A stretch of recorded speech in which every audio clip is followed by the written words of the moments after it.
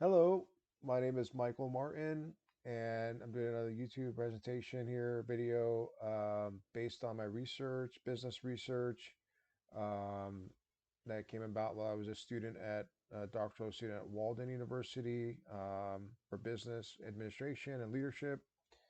And today, in this video, I'll be discussing ethics and research ethics. So, a part of my research was required to consider ethics and have a article to reference for ethics. And so I'm going to go over the article. I'll put the article link down and below in the description area for reference where you can access it. Um, but I found it interesting and thought I'd share it on YouTube. So the title here is Did the Belmont Report Really Shape U.S. Research Ethics? Today we're talking about something foundational in research ethics, the Belmont Report. If you've taken a research methods class, worked in academia, or submitted to an IRB, you've heard of it. It's famous for three principles: respect for persons, beneficence, justice.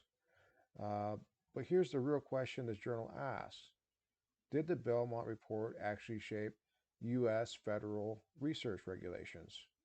Or is that something we've simply assumed? The article is a historical study. The authors go back and examine why the Belmont Report was created, what debates shaped its principles, and whether it directly influenced federal regulations in 1981. They also examine later developments, especially gene therapy clinical trials.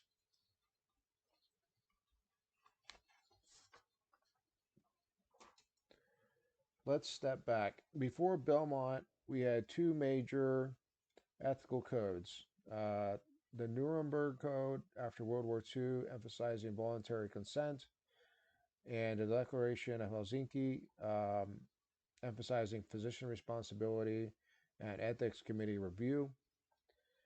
But policymakers believed something was still missing.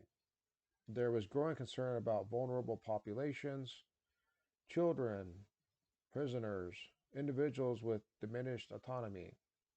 Congress established a national commission to address these concerns. And that's where the Belmont Report emerged.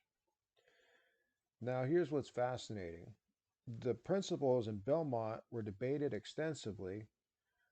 Respect for persons wasn't just about autonomy, it also meant protecting those who lacked full autonomy. Beneficence wasn't just do good, it meant minimizing harm and maximizing benefits. And justice focused on fair subject selection. Who bears the burdens of research? Who receives the benefits? So here's the big finding of the article. The authors conclude that Belmont did not directly shape the core 1981 federal regulations in a simple or linear way, and that's important. The regulations became uniform across federal agencies, but they were not simply copied from Belmont. The regulatory architecture was influenced by multiple forces: agency coordination, existing frameworks, political realities. Belmont was influential, but not mechanically foundational.